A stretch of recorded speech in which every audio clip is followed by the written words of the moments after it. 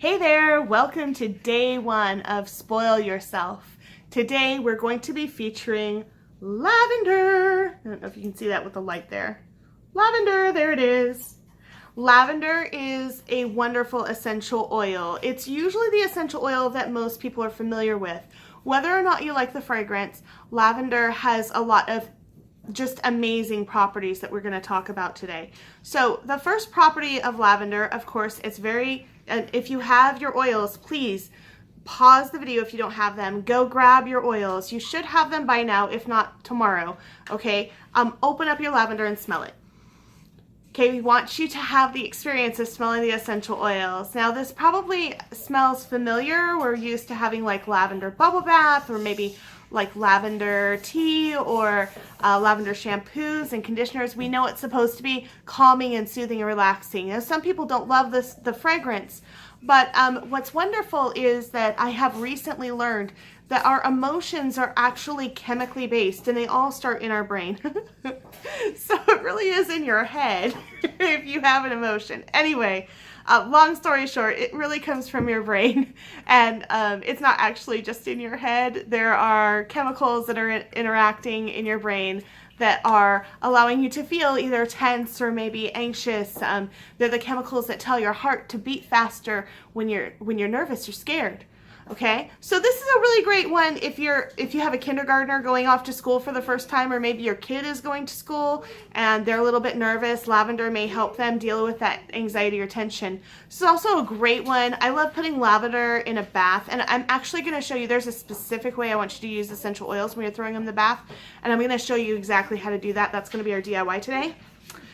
So lavender is great for that. But probably the thing that I use lavender for most in my household is I'm kind of a messy cook and I have a tendency to burn myself a lot.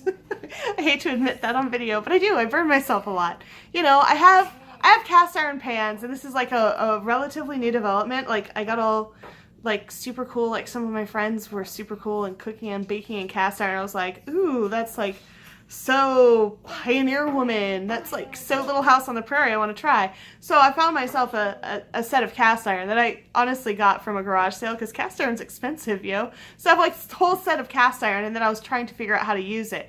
Okay, so the thing is that if you've spent your whole life cooking not on cast iron, and then you start cooking on cast iron, do you know what you realize really quick is that you often forget that the entire pan, including the handle, heats up to the same temperature. Because all the pans that I was trained on and used all of my life did not do that. So I still consistently, and this is like a year later, I still consistently burn myself on those pans and on many others because I just am not really cognizant of that. So lavender's a great help for that. I can put it on any kind of a burn or something like that. So it's really great for that. It takes the sting right out. Other good things, it's great for your skin. I love it. Sunburns. Look at me. I get burned all the time, right? So really great mixed with aloe for sunburns. Soothing, calming. Think about sleep at night.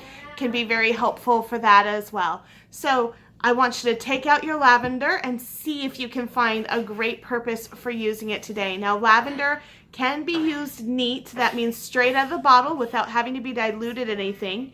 If you did dilute it, maybe you have an infant at home that you would like to use it for like baby massage or something like that, please dilute it in oil, not water.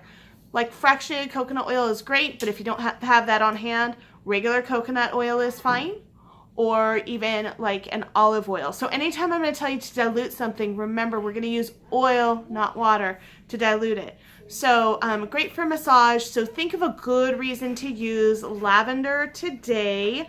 You can use it neat topically. You can use it aromatically. How would I use it aromatically? I'm going to show you. I have my lavender open. I'm going to put a drop in my hand.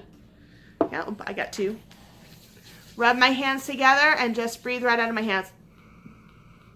That's a really great way to use it. Oh, it's so calming and soothing. Come here, bub. You want to try? No, he's hiding today. Don't worry, he'll show up in one of the other videos. He loves being on video. So anyway, he says, hey. I guess I blew up his spot. You can also put it in a diffuser, and that's really great. You can also use this orally. So think if you like lavender lemonade, add a drop, no more, because it's very, very strong. I use it internally because it's a really great antihistamine, so I use it for allergy relief, which I've been using it for that a lot lately because I've been suffering with allergies. So anyway, there's your lavender. Please comment below. Let me know how you decided to use it today and how you liked it. Have a great day, guys.